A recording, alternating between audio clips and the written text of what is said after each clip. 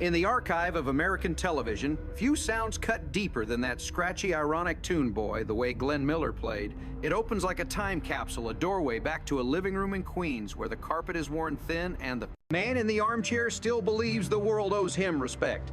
His name is Archie Bunker, and in the mid-1970 seconds, he stood for an entire class of people who woke one morning to find the country unrecognizable. The grocery store is his battlefield. Fluorescent lights hum above towers of canned goods, each price tag a wound to memory. Bread that once cost 11 cents now bleeds 50. That's because we had a beautiful war, Archie mutters, half joke, half sermon. He squeezes loaves the way a mechanic checks tires, proving freshness by pressure, refusing to trust anything he cannot dent.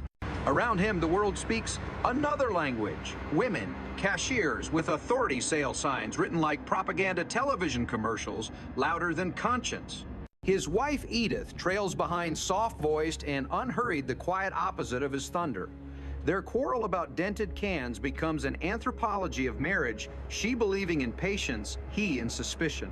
Somewhere between those philosophies lies the exhausted middle class. Unemployment has reduced Archie's pride to fragments of sarcasm. When his daughter Gloria brings news of a job interview, he treats it as a rescue mission. The office where he waits smells of bureaucracy and fear. Opposite him sits another applicant, Frank Edwards, polite, educated, defeated. The two men exchange the weary intimacy of the unemployed jokes to hide panic confessions disguised as banter. Both have been replaced by an economy that prizes youth and polish over loyalty. Inside the interview room, Archie confronts a new order, a woman boss named Maloney, precise as a calculator. She tells him without irony that the ideal custodian is a man lacking in skill and knowledge. Archie grins, finally expertise and ignorance is an asset. But when Frank, rejected for being overqualified, climbs onto the window ledge, the absurd turns biblical. The ledge scene, still shocking decades later, plays like theater inside a sitcom. Frank's despair is quiet, almost polite. The audience laughter fades into unease. Archie leans out the city wind, flattening his hair, shouting the only philosophy he knows: survival through stubbornness. He talks about grandsons, about grass blades, used as whistles about the stupid joy of being alive. A grandfather's got to teach the kid how to make a noise out of a blade of grass. It's ridiculous and holy at once, the gospel of ordinary men. When Frank finally steps back inside, the applause comes not for heroism, but for the fragile mercy of two strangers who reminded each other to keep breathing. That night, the domestic world folds back around him. Archie in bed, Edith by his side, the television whispering reruns of his own past. For a moment, he feels redeemed, the hero who saved a life and rediscovered his manhood. "My pudence is coming back," he announces with the pride of a boy. Then the pain hits a real and metaphorical gut punch. His body, like his era, rebels against the illusion of control. The hospital episodes transform comedy into documentary. Gone are the tidy living room walls. In their place, the anonymous whiteness of institutional America. Here, the hierarchy reverses women command immigrants, heal science replaces faith. Archie enters as a relic, demanding to be obeyed. The nurse, Caribbean-born and unamused, orders him to turn over for an injection. He negotiates like a diplomat, jokes about the normal American operation, worries that voodoo or bones might be involved. She answers with the weary humor of someone who's heard every version of fear. "I was going to sacrifice a monkey," she says dryly, and the studio audience laughs, not at her, but at the extinction of Archie's certainty. What follows is a small masterpiece of humiliation and grace. Shaved for surgery by a woman who promises to close her eyes, Archie discovers the limits of modesty and prejudice. The body, stripped of its armor of opinion, becomes democratic. On that hospital bed, class, race, and gender disappear into shared vulnerability. Yet even here he clings to narrative control, lecturing Edith about what to do if I don't come back. He lists where the hidden money is, which coffin to choose, what song to play. Beneath the grotesque micromanagement pulses genuine love, the only way he knows to say goodbye. Buy the boy a gift every birthday, he says of his grandson. Make him remember me even when I'm buried deep in the ground. It's absurd, touching, terrifyingly human. The crisis peaks with the blood donor scene, a miniature civil rights parable disguised as farce. His rare type AB negative forces the hospital to seek a volunteer. When the donor arrives, Dr. Thatcher, a black woman, Archie panics. The language collapses into comic racism, her colored hemoglobin mixing with my white hemoglobin. The doctors answer with silence professionalism, the only moral argument they need. Her blood is red, says one. It's a line so simple that it breaks the rhythm of laughter.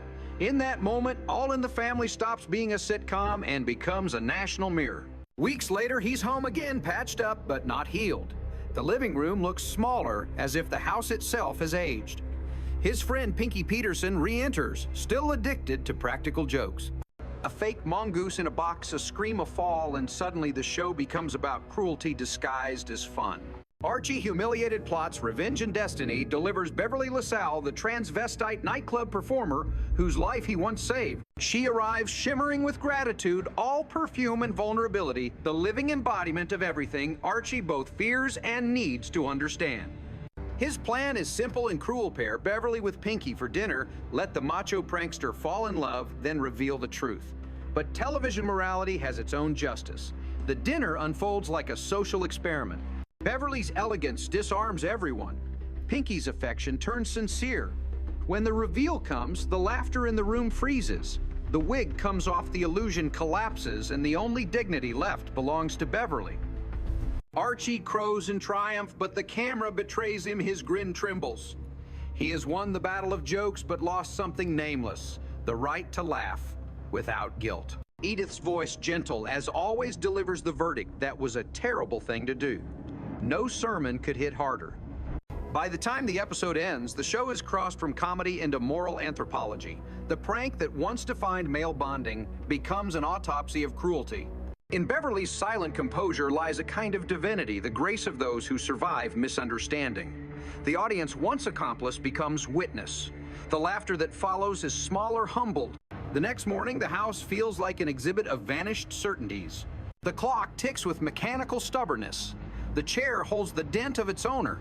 The kitchen hums with the unacknowledged labor of love. Edith moves through it all as if through prayer folding napkins, straightening photos, humming the same hymn she hums when she's anxious. Archie's world has not collapsed, but something inside it has shifted forever. He doesn't talk about Beverly's dinner. He reads the newspaper more loudly than necessary, as though volume could erase memory. Every few minutes, he glances toward the door, half expecting judgment to walk in. None does.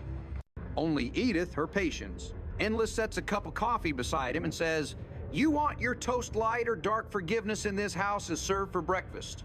But the outside world refuses to slow down. Prices climb, layoffs spread, and women's faces fill the television screen where men's once ruled. One of those faces belongs to Kate Corman, a reporter for the local news. When she arrives at the bunker home to film a story about Edith's heroism at the Sunshine Home, the scene unfolds like an unintentional documentary on gender and media. The living room transforms into a television set. Wires snake across the carpet, floodlights bleach the wallpaper, a cameraman wipes sweat from his brow. Archie, reduced from patriarch to background noise, hovers on the periphery with a mix of pride and resentment. Lady newscasters, he grumbles, they ain't got the voice for disaster. He imagines news as a battlefield, something only a baritone can narrate. But nobody listens. For once the story belongs to Edith, Kate, all professional charm, positions her in the good light. "Just relax and speak from the heart," she says. The irony is perfect. Edith Bunker has never known how to speak any other way. When the camera rolls, she fidgets with her dress, glances at Archie, and begins describing how she saved an old man's life. "I didn't think," she says softly, "I just did what had to be done." Her voice trembles on the edge of tears, not from fear of the camera, but from remembering that heartbeat under her hands. Behind her, Archie shifts, torn between embarrassment and awe. The reporter senses the moment and stays silent, letting truth speak without script. The segment that airs later that night lasts less than a minute, but it alters everything. Edith's face, plain and kind, fills television screens across Queens. She becomes Citizen of the Week, though. She laughs at the title as if it were a misprint.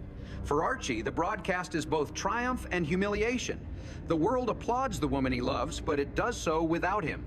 He sits in his chair, staring at the screen. Long after the credits fade, the reflection of his own living room superimposed on the television image. For a moment, husband and wife exist in two realities, one framed by fame, the other by furniture. In the following days, neighbors stop by with congratulations. The mailman salutes her.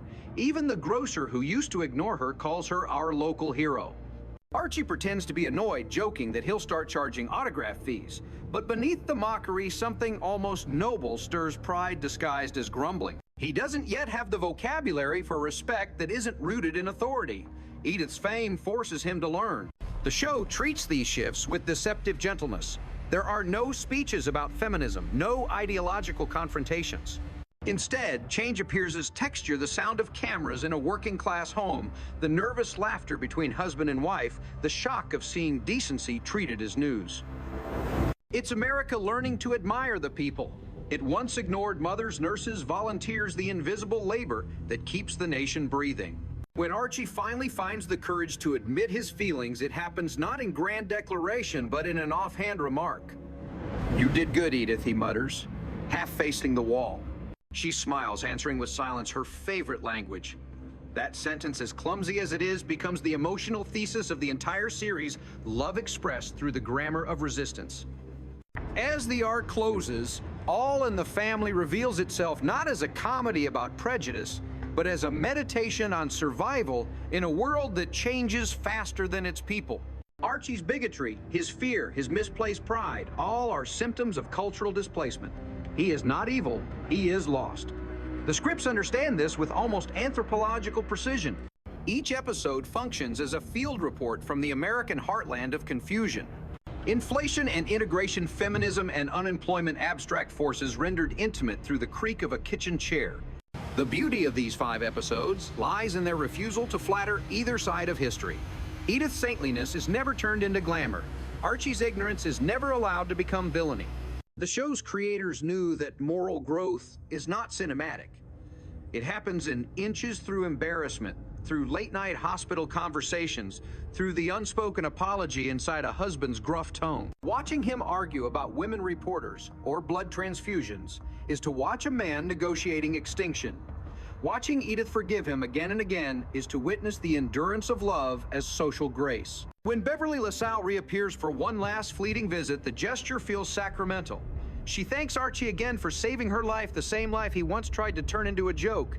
She brings flowers, not resentment. Her forgiveness completes the moral circuit of the season. Those who have been mocked offer compassion. Those who have mocked learn humility. She leaves shimmering down the street like a phantom from a kinder future. Edith waves from the doorway.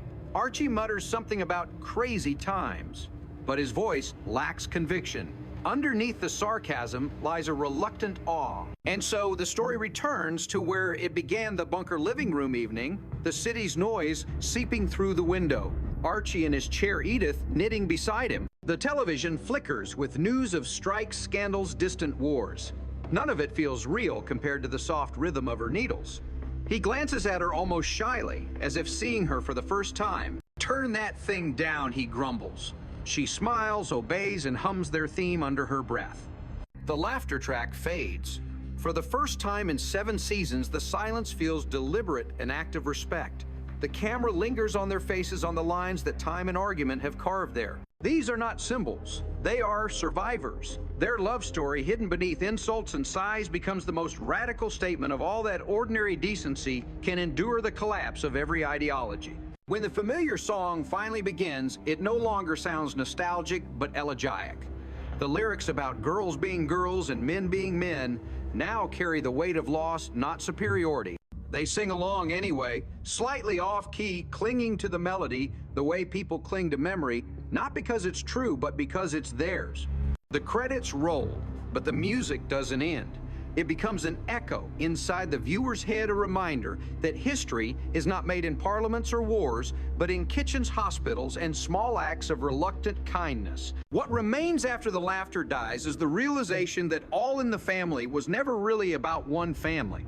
It was about a country learning to argue with itself without breaking apart. Through Archie's blunders and Edith's grace, through Beverly's dignity and Frank's despair, the show mapped the emotional geography of a nation in transition. It offered no heroes, only human beings, frightened, foolish, forgiving. As the camera fades to black, the last image is simple, 2 aging faces illuminated by the glow of a television, watching the world move on without them.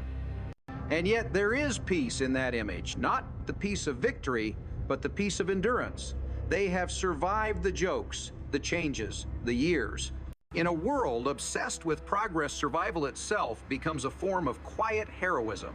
The audience, once laughing, now listens. The silence that follows is not empty. It's full of memory of history of love that refuses to modernize.